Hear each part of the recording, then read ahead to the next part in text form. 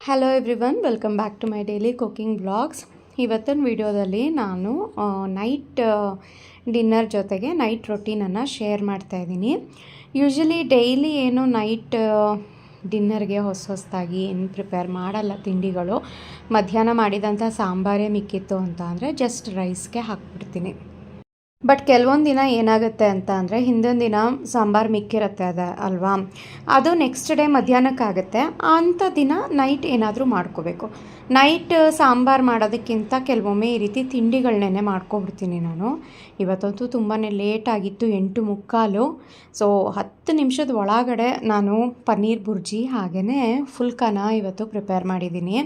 Actually dinner prepare ಮಾಡೋ ಮನಸ್ಸೇ ಇರಲಿಲ್ಲ. ಬೆಳಗ್ಗೆಯಿಂದ ಸ್ವಲ್ಪ ಜಾಸ್ತಿನೇ ಆರ್ಡರ್ಸು, ಪ್ಯಾಕಿಂಗು, ಲಡ್ಡು ಪ್ರಿಪ್ರೇಷನು ಎಲ್ಲ ಇತ್ತು. ಆದರೆ ಪ್ರದೀಪ್ ಡ್ಯೂಟಿಯಿಂದ ಬರ್ತಿದ್ದ ಹಾಗೆಯೇ ನಾನು ಹಿತೇಶ್ ಏನು ಮಾಡಿದ್ವಿ, ಎಲ್ಲರೂ ಹೊರಗಡೆ ಆರ್ಡರ್ ಮಾಡಿಬಿಡೋಣ ಅಂತ ಅಂದ್ವಿ. ಹಿತೇಶ್ ಸಹ ಮಕ್ಕಳು ಗೊತ್ತಲ್ಲ, ಹ್ಞೂ ಮಾಡೋಣ ಏನಾದ್ರು ತಿನ್ನೋಣ ಅಂತ ಅಂದ.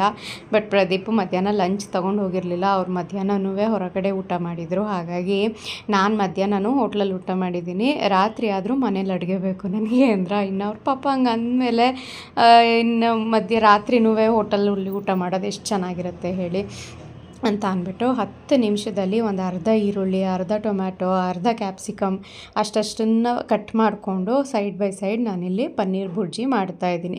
ಮನೆಯಲ್ಲಿ ಪನ್ನೀರ್ ಇತ್ತು. ಇನ್ನು ಬೇರೆ ಏನೇ ಮಾಡಬೇಕು ಅಂತ ಅಂದ್ರೂ ಮಸಾಲೆ ರುಬ್ಬಿ ಹಾಕಿ ಮಾಡೋದು ಸ್ವಲ್ಪ ಲೇಟ್ ಆಗುತ್ತೆ. ಹಾಗಾಗಿ ಪನ್ನೀರ್ ಬುರ್ಜಿಗೇನು ಮಸಾಲೆ ರುಬ್ಬೋ ಅಂಥದ್ದೇನಿಲ್ಲ, ಬರೀ ಈ ರೀತಿ ಕಟ್ ಮಾಡಿಕೊಂಡು ಫ್ರೈ ಮಾಡೋದು ಅಷ್ಟೇ. ಸೊ ಇಲ್ಲಿ ಪನ್ನೀರ್ ಬುರ್ಜಿ ತುಂಬಾ ಸಿಂಪಲ್ಲಾಗಿ ಹೇಳ್ಕೊಡ್ತಾಯಿದ್ದೀನಿ.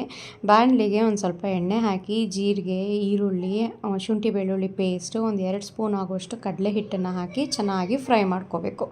ಕಡಲೆ ಹಿಟ್ಟು ಒಂದು ಸ್ವಲ್ಪ ಘಮ ಬರ್ತಿದ್ದ ಹಾಗೆಯೇ ಅದಕ್ಕೆ ಟೊಮ್ಯಾಟೊನೂ ಹಾಕಿಬಿಟ್ಟು ಟೊಮ್ಯಾಟೊ ಸಾಫ್ಟ್ ಆಗಲಿಕ್ಕೆ ಬಿಡಬೇಕು. ಟೊಮ್ಯಾಟೊ ಮತ್ತು ಕಡಲೆ ಹಿಟ್ಟು ಜೊತೆಗೇ ಫ್ರೈ ಆಗುತ್ತೆ.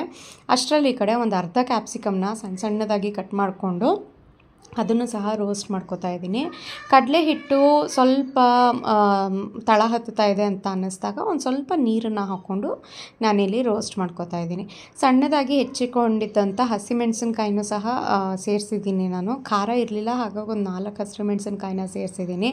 ಉದ್ದುದ್ದ ಕಟ್ ಮಾಡಿ ಆದರೂ ಹಾಕ್ಕೋಬೋದು. ಸಣ್ಣ ಕಟ್ ಮಾಡಿ ಹಾಕಿದ್ರೆ ಹಾಗೇ ತಿನ್ಬಿಡ್ಬೋದಲ್ವ, ಸೈಡಿಗೆಲ್ಲ ಎತ್ತಿಡಬೇಕು ಅಂತೇನು ಅನಿಸಲ್ಲ. ಹಾಗಾಗಿ ನಾನು ಯೂಶ್ವಲಿ ಸಣ್ಣ ಕಟ್ ಮಾಡಿ ಹಾಕ್ತೀನಿ. ಕ್ಯಾಪ್ಸಿಕಮ್ ಎಲ್ಲ ಸ್ವಲ್ಪ ಫ್ರೈ ಆಗೋ ಅಷ್ಟರಲ್ಲಿ ಒಂದು ಅರ್ಧ ಪನ್ನೀರನ್ನ ಈ ರೀತಿ ತುರಿದಿಟ್ಕೊತಾ ಇದ್ದೀನಿ. ರಾತ್ರಿಗೆ ಮಾತ್ರ ಮಾಡ್ತಾ ಇರೋದ್ರಿಂದ ಅರ್ಧ ಸಾಕು ಅಂತ ಅಂದ್ಬಿಟ್ಟು, ಯಾಕೆಂದರೆ ಫುಲ್ ಪನ್ನೀರ್ ಹಾಕ್ಬಿಟ್ರೆ ತುಂಬ ಜಾಸ್ತಿ ಆಗುತ್ತೆ ಆ್ಯಂಡ್ ಎಗೇನ್ ಬೆಳಗ್ಗೆಗೂ ಅದು ಉಳ್ಕೊಬಿಡುತ್ತೆ, ವೇಸ್ಟ್ ಮಾಡೋಕ್ಕೂ ಮನಸ್ಸಾಗಲ್ಲ. ಹಾಗಾಗಿ ಒಂದು ಅರ್ಧ ಹಾಕ್ತಾಯಿದ್ದೀನಿ. ಇಲ್ಲಿ ಸೈಡಲ್ಲಿ ನೀವು ನೋಡ್ತಾ ಇರ್ಬೋದು, ಟೊಮ್ಯಾಟೊ, ಕ್ಯಾಪ್ಸಿಕಮ್ಮು, ಈರುಳ್ಳಿ ಎಲ್ಲನೂ ಸಹ ಅರ್ಧ ಹಾಕಿ ನಾನು ಇಟ್ಟಿದ್ದೀನಿ. ಇನ್ನು ಅರ್ಧ ನೆಕ್ಸ್ಟ್ ಡೇ ತಿಂಡಿಗೆ ಯೂಸ್ ಮಾಡ್ಕೋಬೋದು. ಒಂದು ಹೊತ್ತಿಗೆ ಆಗುವಷ್ಟು ಮಾತ್ರ ನಾನಿಲ್ಲಿ ಮಾಡ್ತಾಯಿದ್ದೀನಿ. ಪನ್ನೀರೆಲ್ಲ ತುರಿದಿಟ್ಕೊಂಡು ಅಷ್ಟರಲ್ಲಿ ಕ್ಯಾಪ್ಸಿಕಮ್ ಸಹ ಫ್ರೈ ಆಗಿದೆ. ಇವಾಗ ಒಂದು ಸಣ್ಣ ಚಮಚದಲ್ಲಿ 1.5 ಚಮಚ ಆಗುವಷ್ಟು ಖಾರದ ಪುಡಿ, ಅರಿಶಿನ ಪುಡಿ, ಸ್ವಲ್ಪ ಧನಿಯಾ ಪುಡಿನ ಸೇರಿಸಿದ್ದೀನಿ. ಆಮೇಲೆ ಸ್ವಲ್ಪ ಗರಂ ಮಸಾಲಾನ ಸೇರಿಸಿದ್ದೀನಿ. ಹಾಗೆಯೇ ಇದಕ್ಕೆ ಒಂದು 2 ಸ್ಪೂನ್ ಆಗುವಷ್ಟು ಕಿಚನ್ ಕಿಂಗ್ ಮಸಾಲ ಸೇರಿಸ್ತಾ ಇದ್ದೀನಿ. ಇದು ಎಲ್ಲ ಸ್ಟೋರ್ಗಳಲ್ಲೂ ಸಿಗುತ್ತೆ, ಆನ್ಲೈನಲ್ಲೂ ಸಹ ನೀವು ಬೈ ಮಾಡ್ಬೋದು. ಈ ರೀತಿ ನಾರ್ತ್ ಇಂಡಿಯನ್ ಗ್ರೇವಿಗಳೆಲ್ಲ ಮಾಡಿದಾಗ ಈ ಕಿಚನ್ ಕಿಂಗ್ ಮಸಾಲ ಹಾಕಿದ್ರೆ ಒಳ್ಳೆ ಟೇಸ್ಟ್ ಬರುತ್ತೆ. ಸ್ವಲ್ಪ ಹಾಕಿದ್ರೆ ಸಾಕು. ಇವಾಗ ಗಟ್ಟಿ ಮೊಸರು ಒಂದು ಅರ್ಧ ಕಪ್ ಆಗೋಷ್ಟು ಹಾಕ್ತಾಯಿದ್ದೀನಿ. ಮೊಸರು ಹಾಗೆಯೇ ಗಟ್ಟಿ ಅಂದರೆ ಉಂಡೆ ಇರುತ್ತಲ್ಲ, ಆ ರೀತಿ ಹಾಕಬೇಡಿ. ಚೆನ್ನಾಗಿ ಅದನ್ನು ವಿಸ್ಕ್ ಮಾಡಿ ಸ್ಮೂತಾಗಿರೋವಂಥ ಮೊಸರನ್ನ ಹಾಕಬೇಕು. ಒಂದು ಅರ್ಧ ಕಪ್ ಆಗುವಷ್ಟು ಕಡಲೆ ಹಿಟ್ಟನ್ನು ಹಾಕಿರ್ತೀವಿ ಅಲ್ವಾ, ಸೊ ಅದು ಹೊಂದ್ಕೋತಾ ಬರುತ್ತೆ, ಗಟ್ಟಿಯಾಗ್ತಾ ಬರುತ್ತೆ. ಇದು ಹಾಕಿದ ಹಾಗೆಯೇ ಒಡೆದೋಗೋದು, ಮೊಸರು ಒಡೆದೋಗಿ ನೀರು ಬಿಟ್ಕೊಳ್ಳೋದು ಆ ರೀತಿ ಎಲ್ಲ ಆಗಲ್ಲ. ಮೊಸರು ಹಾಕ್ತಿದ್ದ ಹಾಗೆಯೇ ಲೋ ಫ್ಲೇಮ್ ಮಾಡಿಬಿಡಬೇಕು. ರುಚಿಗೆ ತಕ್ಕಷ್ಟು ಉಪ್ಪನ್ನು ಸಹ ಹಾಕಿಬಿಟ್ಟು ಒಂದು ಸ್ವಲ್ಪ ಮಿಕ್ಸ್ ಮಾಡಿ ತುರಿದಿಟ್ಕೊಂಡಿರೋವಂಥ ಪನ್ನೀರನ್ನ ಸೇರಿಸ್ತಾ ಇದ್ದೀನಿ. ಸೊ ಈ ರೀತಿ ಮಾಡೋದು ಒಳ್ಳೆ ಗ್ರೇವಿ ಟೆಕ್ಸ್ಚರ್ ಬರುತ್ತೆ. ಪನ್ನೀರ್ ಬುರ್ಜಿ ಸಖತ್ತಾಗಿರುತ್ತೆ ಟೇಸ್ಟು. ಒಂದು ಸಲ ಟ್ರೈ ಮಾಡಿ. ನೀವು ಯಾವ ರೀತಿ ಮಾಡ್ತೀರಾ ಪನ್ನೀರ್ ಬುರ್ಜಿ ಅಂತಲೂ ಸಹ ಕಮೆಂಟ್ ಮಾಡಿ ತಿಳಿಸಿ. ನಾನು ಸಿಂಪಲ್ಲಾಗಿ ಈ ರೀತಿ ಮಾಡ್ತೀನಿ. ಮೊಸರು ನೋಡಿ ಸ್ವಲ್ಪನೂ ಸಹ ಎಲ್ಲೂ ಒಡೆದಿಲ್ಲ, ತುಂಬಾ ಚೆನ್ನಾಗಾಗಿದೆ. ಪನ್ನೀರ್ ಹಾಕಿದ್ಮೇಲೆ ಅದನ್ನು ಹಾಗೇ ಲೋ ಫ್ಲೇಮ್ನಲ್ಲೇ ಬಿಟ್ಬಿಡಬೇಕು. ಸೈಡಲ್ಲೆಲ್ಲ ಎಣ್ಣೆ ಬಿಟ್ಕೊಂಡು ಅದು ಒಂದು ಕುದಿ ಬರಲಿಕ್ಕೆ ಸ್ಟಾರ್ಟ್ ಆಗುತ್ತೆ, ಅಲ್ಲಿವರೆಗೂ ಬೇಯಿಸಿದ್ರೆ ಸಾಕು. ಇನ್ನು ಮಿಕ್ಕಿರೋ ಅರ್ಧ ಪನ್ನೀರ್ ಏನಿದೆ ಅದನ್ನು ಕ್ಯೂಬ್ಸ್ ಆಗಿ ಕಟ್ ಮಾಡಿ ಒಂದು ಬಾಕ್ಸ್ನಲ್ಲಿ ನೀರು ಹಾಕಿ ನಾನು ಫ್ರಿಜ್ನಲ್ಲಿ ಎತ್ತಿಟ್ಕೊತೀನಿ. ಸೊ ದಟ್ ನೆಕ್ಸ್ಟ್ ಡೇಗೆ ಅದನ್ನು ಯೂಸ್ ಮಾಡಿಬಿಡ್ತೀನಿ. ಸೊ ಇಲ್ಲಿ ನೋಡಿ ಸೈಡಲ್ಲೆಲ್ಲ ಎಣ್ಣೆ ಬಿಟ್ಕೊಂಡು ಬಂದಿದೆ. ಇವಾಗ ಗ್ರೇವಿನೂ ಸಹ ಅಂದರೆ ಪನ್ನೀರ್ ಬುರ್ಜಿ ರೆಡಿಯಾಗಿದೆ. ಒಂದು ಸ್ವಲ್ಪ ಕೊತ್ತಂಬರಿ ಸೊಪ್ಪನ್ನು ಹಾಕ್ಬಿಟ್ಟು ನೀಟಾಗಿ ಮಿಕ್ಸ್ ಮಾಡಿಬಿಟ್ರೆ ಪನ್ನೀರ್ ಬುರ್ಜಿ ಸಖತ್ ಕ್ರೀಮಿ ಟೆಕ್ಸ್ಚರ್ ಆಗಿರೋವಂಥದ್ದು, ಟೇಸ್ಟಿಯಾಗಿರೋವಂಥದ್ದು ರೆಡಿಯಾಗೇ ಬಿಟ್ಟು. ಸೊ ಒಂದು 10 ಮಿನಿಟ್ಸು ತೊಗೊಳ್ಳಿಲ್ಲ, ಬೇಗ ಸೈಡ್ ಬೈ ಸೈಡ್ ನಾನು ಪ್ರಿಪೇರ್ ಮಾಡಿಬಿಟ್ಟೆ. ಈಗ ತೈಷಂತೂ ಅಷ್ಟರಲ್ಲೇ ಹೊಟ್ಟೆ ಹಸಿ ಅಂತಿದೆ. ಆ್ಯಂಡ್ ಪನ್ನೀರ್ ಅಂದರೆ ಯಾವ ಮಕ್ಕಳಿಗೆ ಇಷ್ಟ ಆಗಲ್ಲ ಹೇಳಿ, ಚಿಕ್ಕವರಿಂದ ಹಿಡಿದು ದೊಡ್ಡವ್ರ ತನಕ ಇಷ್ಟಪಡ್ತಾರೆ. ಸೊ ಇವತ್ತು ಪನ್ನೀರ್ಗೆ ಚಪಾತಿ ಹಿಟ್ಟು ಕಲಸಿದ್ದೆ ನಾನು. ಚಪಾತಿ ಮಾಡೋದ್ರ ಬದಲು ಫುಲ್ಕ ಮಾಡಿಬಿಡೋಣ ಅಂತ ಅಂದ್ಬಿಟ್ಟು ಇವತ್ತು ಡ್ರೈ ಫುಲ್ಕ ಮಾಡ್ತಾಯಿದ್ದೀನಿ. ಅಂದರೆ ಚಪಾತಿ ಅಂದರೆ ಲೇಯರ್ ನಾನು ಟ್ರಯಾಂಗಲ್ ಶೇಪಲ್ಲಿ ಮಡ್ಚಿ ಮತ್ತೆ ಒತ್ತು ಬೇಯಿಸ್ತೀನಿ. ಸೊ ಇದು ಏನಿಲ್ಲ, ಡೈರೆಕ್ಟಾಗಿ ರೌಂಡಾಗಿ ಮಾಡಿಬಿಟ್ಟು ಎರಡೂ ಕಡೆ ಒಂದೊಂದು ಸ್ವಲ್ಪ ಬೇಯಿಸಿ ಡೈರೆಕ್ಟಾಗಿ ಈ ರೀತಿ ಫ್ಲೇಮ್ನಲ್ಲಿ ಸುಟ್ಬಿಟ್ರೆ ಒಳ್ಳೆ ಬಲೂನ್ ಊದೋ ರೀತಿಯಲ್ಲಿ ಊದುತ್ತೆ. ನೋಡ್ತಾ ಇದ್ದೀರಲ್ವ ಎಷ್ಟು ಚೆನ್ನಾಗಿ ಆಗ್ತಾಯಿದೆ ಅಂತ. ಆ್ಯಂಡ್ ನಾನು ಯೂಸ್ ಮಾಡೋದು ನಮ್ಮಲ್ಲೇ ತಯಾರಾಗುವಂಥ ಮಲ್ಟಿಗ್ರೇನ್ ಆಟದಿಂದ ಯೂಸ್ ಮಾಡಿರೋವಂಥ ಚಪಾತಿ ಇದು. ಎಷ್ಟು ಚೆನ್ನಾಗಿ ಉಬ್ಬಿತ್ತು ಅಂದರೆ ಎಲ್ಲವೂ ಸಹ ತುಂಬಾ ಚೆನ್ನಾಗಾಗಿದೆ. ಆ್ಯಂಡ್ ನನಗೆ ಈ ಫುಲ್ಕಗಳು ಈ ರೀತಿ ಪರಾಟಗಳೆಲ್ಲ ನೋಡಿದ್ರೆ ನನಗೆ ನನ್ನ ಕಾಲೇಜ್ ಡೇಸ್ ನೆನಪಾಗುತ್ತೆ. ನಮ್ಮ ಚಪಾತಿ ಬೇರೆ, ನಾರ್ತ್ ಇಂಡಿಯಾದವರು ಮಾಡೋವಂಥ ಫುಲ್ಕ ಬೇರೆ, ಅವ್ರದ್ದು ತುಂಬಾ ಟೇಸ್ಟಿಯಾಗಿ ಚೆನ್ನಾಗಿ ಬರುತ್ತೆ. ಸೊ ಅದೇ ರೀತಿ ಟೇಸ್ಟ್ನಲ್ಲೇ ಇತ್ತು. ನೋಡ್ತಾ ಇದ್ದೀರಲ್ವ ಪನ್ನೀರ್ ಬುರ್ಜಿ ಜೊತೆ ಫುಲ್ಕ ಮೇಲ್ಗಡೆ ಒಂದು ಸ್ವಲ್ಪ ತುಪ್ಪ ಹಾಕಿ ಸರ್ವ್ ಮಾಡೋದು ಅಷ್ಟೇ. ಸಾಫ್ಟಾಗಿರುತ್ತೆ, ಸಖತ್ತಾಗಿರುತ್ತೆ. ಸೊ ಒಂದು ಸಲ ಟ್ರೈ ಮಾಡಿ ನೋಡಿ. ನಮ್ಮ ಚಪಾತಿ ಈ ರೀತಿ ಡೈರೆಕ್ಟಾಗಿ ಫ್ಲೇಮ್ನಲ್ಲಿ ಇಟ್ಟಾಗ ಅಂಟ್ಕೊಬಿಡುತ್ತೆ. ಬಟ್ ಈ ಫುಲ್ಕ ಏನಿದೆ ಸಖತ್ ಬಲೂನ್ ರೀತಿ ಸಕ್ಕತ್ತಾಗುತ್ತೆ ಮಾತ್ರ. ಆ್ಯಂಡ್ ಎರಡರದ್ದು ಟೇಸ್ಟು ಸಕ್ಕತ್ತಾಗಿತ್ತು. ವಿತಿನ್ 20 ಮಿನಿಟ್ಸಲ್ಲಿ ಡಿನ್ನರ್ ಪ್ರಿಪೇರ್ ಮಾಡಿ ಸರ್ವ್ ಸಹ ಮಾಡಿದ್ದಾಯಿತು. 9 ಗಂಟೆಗೆ ಶುರು ಮಾಡಿದ್ದು, ತಿನ್ನೋ ಅಷ್ಟರಲ್ಲಿ 9:15 9:45 ಆಗಿತ್ತು. ಸೊ ತುಂಬಾ ಚೆನ್ನಾಗಿತ್ತು. ಮನೇಲಿ ಮಾಡಿದ್ದು ನೆಮ್ಮದಿ ಅಂತೂ ಸಿಕ್ತು. ಆಫ್ಕೋರ್ಸ್ ಸ್ವಲ್ಪ ಸ್ಟ್ರೈನ್ ಸಹ ಆಗಿತ್ತು, ಯಾಕೆಂದರೆ ಬೆಳಗ್ಗೆಯಿಂದ ಕೆಲಸ ಮಾಡಿ ಮತ್ತೆ ಇಷ್ಟೆಲ್ಲ ಪ್ರಿಪೇರ್ ಮಾಡಿ ಊಟ ಮಾಡೋ ಅಷ್ಟರಲ್ಲಿ ಲೇಟ್ ಸಹ ಆಗಿತ್ತು. ಆ್ಯಂಡ್ ಬೆಳಗ್ಗೆಯಿಂದ ಸ್ವಲ್ಪ ಲಡ್ಡು ಎಲ್ಲ ಮಾಡಿದ್ದೆ ಅಲ್ವಾ ನಾನು ಕಿಚನ್ನಲ್ಲಿ. 6 kgs ಲಡ್ಡು ಮಾಡಬೇಕು ಅಂತ ಅಂದರೆ ಕಿಚನ್ ಸಹ ಫುಲ್ಲು ಗಲೀಜಾಗಿರುತ್ತೆ.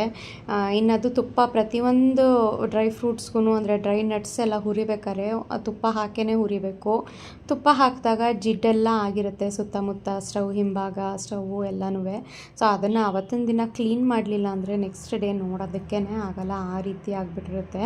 ಸೊ ನಾನಿಲ್ಲಿ ಊಟ ಮಾಡಿ ಸ್ವಲ್ಪ ಹೊತ್ತು ಒಂದು 5-10 ನಿಮಿಷ ರೆಸ್ಟ್ ತೊಗೊಂಡು ಆಮೇಲೆ ಅಡುಗೆ ಮನೆ ಕ್ಲೀನ್ ಮಾಡಿಬಿಡೋಣ ಅಂತ ಅಂದ್ಬಿಟ್ಟು ಅಡುಗೆ ಮನೆ ಫುಲ್ಲು ಕ್ಲೀನ್ ಮಾಡ್ತಾಯಿದ್ದೀನಿ. ಸ್ಟವ್ವಿಂದ ಹಿಡಿದು ಬರ್ನರಿಂದ ಹಿಡಿದು ಎಲ್ಲನೂ ಸಹ ಕ್ಲೀನ್ ಮಾಡಿ ಇಡ್ತಾಯಿದ್ದೀನಿ. ಆ್ಯಂಡ್ ಕ್ಲೀನ್ ಮಾಡೋದಕ್ಕೆ ನಾನಿಲ್ಲಿ ಒಂದು ಸ್ಪ್ರೇ ಲಾಸ್ಟ್ ಟೈಮ್ ತೋರಿಸಿದೆ, ಏನೂ ಇಲ್ಲ, ಜಸ್ಟ್ ಅದು ಡೈಲ್ಯೂಟ್ ಮಾಡಿಟ್ಕೊಂಡಿರೋವಂಥ ವಿಮ್ ಲಿಕ್ವಿಡ್ ಅಷ್ಟೇ. ಪಾತ್ರೆ ತೊಳೆಯೋದಕ್ಕೆ ವಿಮ್ ಲಿಕ್ವಿಡ್ ಏನು ಜೆಲ್ ತರ್ತೀವಲ್ಲ ಅದನ್ನೇ ನಾನು ಒಂದು ಕೋಲಿನ ಖಾಲಿ ಬಾಟ್ಲಿಗೆ ಸ್ಪ್ರೇ ಅದನ್ನು ಮಾಡಿ ಇಟ್ಟಿರ್ತೀನಿ. ಅದು ಎಲ್ಲ ರೀತಿ ಇದು ಅಡುಗೆ ಮನೆಗಳಲ್ಲಿ ಕಬೋರ್ಡ್ಗಳಲ್ಲಿ ಮೇಲ್ಗಡೆ ಹಿಂದೆ ಮುಂದೆ ಎಲ್ಲನೂ ಸ್ವಲ್ಪ ಅಡುಗೆ ಎಣ್ಣೆ ಎಲ್ಲ ಮಾಡಿ ಜಿಡ್ಡಾಗಿರುತ್ತೆ ಅಲ್ವಾ. ಸೊ ಈ ರೀತಿ ವಿಮ್ದು ಹಾಕಿ ಸ್ಪ್ರೇ ಮಾಡಿ ಜಸ್ಟ್ ಒಂದು ಸ್ವಲ್ಪ ಈ ರೀತಿ ಉಜ್ಜಿ ಒರೆಸ್ಬಿಟ್ರೆ ನೀಟಾಗಿ ಆ ಎಣ್ಣೆ ಎಲ್ಲ ಹೋಗ್ಬಿಡುತ್ತೆ. ಆ್ಯಂಡ್ ಎವ್ರಿ 2 days ಒನ್ಸ್ ಈ ರೀತಿ ಮಾಡಿದ್ರೆ ಯಾವುದೇ ಕಬೋರ್ಡ್ ಮುಟ್ಟಿದ್ರೂ ಜಿಡ್ಡು ಆ ಥರ ಎಲ್ಲ ಏನೂ ಆಗಲ್ಲ. ಆ್ಯಂಡ್ ಸ್ಟವ್ ಹಿಂದೆನೂ ಅಷ್ಟೇ, ನಾವು ಮನೆ ಕಟ್ಟಿಸಿ ಆಲ್ಮೋಸ್ಟ್ ಇವಾಗ ಒಂದು 4 ವರ್ಷ ಆಗ್ತಾ ಬಂತು. ಒಂದು ಚೂರೂ ಸಹ ಸ್ಟವ್ ಹಿಂದೆ ಮುಟ್ಟಿದ್ರೂ ಟೈಲ್ಸಲ್ಲಿ ಯಾವುದೇ ರೀತಿ ಜಿಡ್ಡಿನಂಶ ಇಲ್ಲ, ತುಂಬಾ ಚೆನ್ನಾಗಿ ಕ್ಲೀನ್ ಆಗ್ತಾಯಿದೆ. ಸೊ ನೋಡಿ ಒಂದು ಹೊತ್ತಿಗೆ ಮಾಡಿದ್ರೂ ಅಷ್ಟು ಪನ್ನೀರ್ ಬುರ್ಜಿ ಮಿಕ್ತು. ಸೊ ಅದನ್ನು ಒಂದು ಬೇರೆ ಒಂದು ಬೌಲ್ಗೆ ತೆಗೆದಿಟ್ಟು ಎಲ್ಲ ಪಾತ್ರೆ ಏನೇನಿದೆ ಅದನ್ನೆಲ್ಲ ಯುಟಿಲಿಟಿನಲ್ಲಿ ತುಂಬಿಟ್ಬಿಟ್ಟಿದ್ದೀನಿ. ನೆಕ್ಸ್ಟ್ ಡೇ ಮಾಡ್ಕೋತೀನಿ ಅದನ್ನು ಕ್ಲೀನು. ಹೆಲ್ಪರ್ ಬಂದು ಕ್ಲೀನ್ ಮಾಡಿಕೊಡ್ತಾರೆ. ನನಗಂತೂ ಇವಾಗ ಆಗೋದೇ ಇಲ್ಲ ಈ ಟೈಮ್ ಮಧ್ಯೆ ಎಲ್ಲವೂ ಸಹ ಮನೆ ಕೆಲಸ ಮಾಡಲಿಕ್ಕೆ. ಈ ರೀತಿ ಎಲ್ಲ ಕ್ಲೀನ್ ಮಾಡಾದಮೇಲೆ ಈ ಡೆಡ್ಲೈನ್ ಜೆಲ್ ಇದೆಯಲ್ಲ ಅದು ಸ್ಟವ್ ಸುತ್ತಮುತ್ತ ಒಂದೊಂದು ಈ ರೀತಿ ಪ್ಯಾಕೆಟ್ನಲ್ಲಿ ಅಂದರೆ ಪೇಪರ್ನಲ್ಲಿ ಹಾಕಿ ಇಟ್ಬಿಡ್ತೀನಿ. ಸಾಮಾನ್ಯ ಈ ಸ್ಟವ್ ಸುತ್ತಮುತ್ತ ಸಣ್ಣ ಸಣ್ಣ ಜಿರಳೆಗಳು, ದೊಡ್ಡ ದೊಡ್ಡ ಜಿರಳೆಗಳೆಲ್ಲ ಓಡಾಡ್ತಾನೆ ಇರುತ್ತೆ. ನಾವು ಸ್ಪ್ರೇ ಮಾಡಿದಾಗೆಲ್ಲ ಏನಾಗುತ್ತೆ, ಆ ಸ್ಪ್ರೇ ಬೆಳಗಿನ ತನಕನೂ ವಾಸನೆ ಇರುತ್ತೆ, ನಮಗೂ ಸಹ ಇದಾಗಲ್ಲ. ಆಮೇಲೆ ಪೌಡರ್ಗಳೆಲ್ಲ ಹಾಕೋಣ ಅಂತ ಅಂದರೆ ನೆಕ್ಸ್ಟ್ ಡೇ ಮತ್ತೆ ಒರೆಸ್ಬೇಕು. ಸೊ ಇದು ನನಗೆ ಜೆಲ್ ತುಂಬಾ ಉಪಯೋಗ ಅಂತ ಅನ್ನಿಸ್ತು. ಲಾಸ್ಟ್ ವಿಡಿಯೋದಲ್ಲೂ ಸಹ ನಾನು ಕಬೋರ್ಡ್ ಕ್ಲೀನ್ ಮಾಡಬೇಕಾದ್ರೆ ಈ ಜೆಲ್ನ ನಾನು ತೋರಿಸಿದ್ದೆ. ತುಂಬಾ ಚೆನ್ನಾಗಿದೆ, ತುಂಬ ಎಫೆಕ್ಟಿವ್ ಆಗಿದೆ, ಎಲ್ಲೂ ಸಹ ಪಾತ್ರೆಗೂ ಸಹ ಅಂಟೋದಿಲ್ಲ ಅಲ್ವಾ. ಸೊ ನೀಟಾಗಿರುತ್ತೆ. ಜಸ್ಟ್ ಒಂದು ಪೇಪರ್ ಮೇಲೆ ಈ ರೀತಿ ಹಾಕಿಡಿ.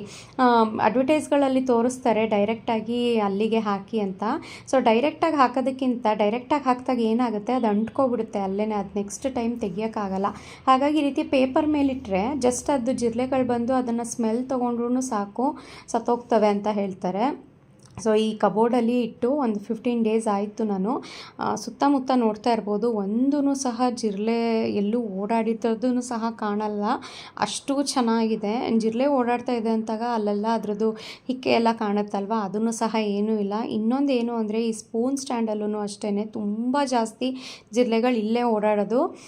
ಇಲ್ಲೂ ಸಹ ಒಂದು ಕೊನೆಯ ಮೂಲೆಯಲ್ಲಿ ಒಂದು ಇಟ್ಬಿಟ್ರೆ ಎಲ್ಲೂ ಸಹ ಜಿರಳೆ ಇರಲ್ಲ. ಜಿರಳೆ ಇಲ್ಲದೆ ಇರೋ ಮನೆ ಯಾವುದೂ ಇಲ್ಲ. ಹಾಗಾಗಿ ನಾನು ಇದನ್ನು ಹೇಳ್ತಾ ಇದ್ದೀನಿ, ಎಲ್ಲಾದರೂ ಒಂದು ಮೂಲೆಯಲ್ಲಿ ಇದ್ದೇ ಇರುತ್ತೆ. ಸೊ ಎವ್ರಿ 15 to 1 month ಒಂದು ಸಲ ಈ ರೀತಿ ಜೆಲ್ನ ನಾನು ಹಾಕಿ ಇಟ್ಬಿಡ್ತೀನಿ. ಡೈಲಿ ಏನು ಹಾಕಲ್ಲ. ಹಾಕಿರೋವಂಥ ಪೇಪರ್ನ ನೆಕ್ಸ್ಟ್ ಡೇ ಅಡುಗೆ ಮಾಡಬೇಕಾದ್ರೆ ತೆಗೆದು ನೆಕ್ಸ್ಟ್ ಕಬೋರ್ಡ್ ಒಳಗೆ ಇಟ್ಬಿಡ್ತೀನಿ. ನೈಟ್ ಮತ್ತೆ ತೆಗೆದು ಅದೇ ರೀತಿ ಸ್ಟವ್ ಮೇಲೆ ಇಡ್ತೀನಿ. ಸರ್ಪ್ರೈಸಿಂಗ್ ಏನಾಗಿತ್ತು ಅಂತ ಅಂದರೆ, ಬೆಳಗ್ಗೆ ನಾನು ಎದ್ದು ಬಂದಾಗ ಅಡುಗೆ ಮನೆ ಏನೋ ನೀಟಾಗಿತ್ತು, ಆದರೆ ನೋಡ್ತಾ ಇರ್ಬೋದು ಇಲ್ಲಿ ಒಂದು ಜಿರಳೆ ಅದಾಗಿದ್ದದೆ ಸತ್ತು ಬಿದ್ದಿದೆ. ಸೊ ತುಂಬ ಸಣ್ಣ ಸಣ್ಣ ಜಿರಳೆಗಳು ಅಷ್ಟೇ ಅಲ್ಲ, ಈ ರೀತಿ ದೊಡ್ಡ ದೊಡ್ಡ ಜಿರಳೆಗಳೂ ಸಹ ಒಂದೂ ಇಲ್ದಂಗೆ ಆಗುತ್ತೆ ಕಿಚನಲ್ಲಿ. ಖಂಡಿತ ಇದು ಡೆಡ್ ಲೈನ್ ಜೆಲ್ ಅಂತ ಯೂಸ್ ಮಾಡಿ. ಇದೆ ಅಂತ ಅಲ್ಲ, ಯಾವ್ದು ಬೇಕಾದ್ರೂ ಯೂಸ್ ಮಾಡ್ಬೋದು. ಒಟ್ಟಿನಲ್ಲಿ ಜೆಲ್ ಯೂಸ್ ಮಾಡಿದ್ರೆ ಸೇಫರ್ ಸೈಡ್ ಇರುತ್ತೆ, ಕ್ಲೀನಾಗಿರುತ್ತೆ, ನಿಮಗೆ ಯೂಸ್ಫುಲ್ ಆಗುತ್ತೆ ಅಂತ ನಾನು ಹೇಳ್ತಾ ಇದ್ದೀನಿ ಇಲ್ಲಿ. ಸೊ ಇವತ್ತಿನ ವಿಡಿಯೋನ ನಾನು ಇಲ್ಲಿಗೆ ಎಂಡ್ ಮಾಡ್ತಾ ಇದ್ದೀನಿ. ನಿಮಗೆ ನಾನು ಪ್ರಿಪೇರ್ ಮಾಡೋ ಅಂಥ ಮನೆಯಲ್ಲೇ ಹೈಜಿನಿಕ್ ಆಗಿ ತುಂಬಾ ಏನು ಪ್ರಿಸರ್ವೇಟಿವ್ ಇಲ್ಲದೆ, ಕೆಮಿಕಲ್ ಇಲ್ಲದೆ ಪ್ರಿಪೇರ್ ಮಾಡೋ ಅಂಥ ಹೋಮ್ಮೇಡ್ ಮಾಲ್ಟ್ ಪೌಡರ್ಸ್ ಆಗಿರ್ಬೋದು, ಲಡ್ಡುಗಳಾಗಿರ್ಬೋದು ನಿಮಗೆ ಬೇಕಿತ್ತು ಟೇಸ್ಟ್ ನೋಡೋದಕ್ಕೆ ಅಂತ ಅಂದರೆ ಸ್ಕ್ರೀನ್ ಮೇಲೆ ಕಾಣೋ ಅಂಥ ನಂಬರ್ಗೆ ವಾಟ್ಸಪ್ ಮಾಡಿ ಆರ್ಡರ್ ಮಾಡ್ಬೋದು.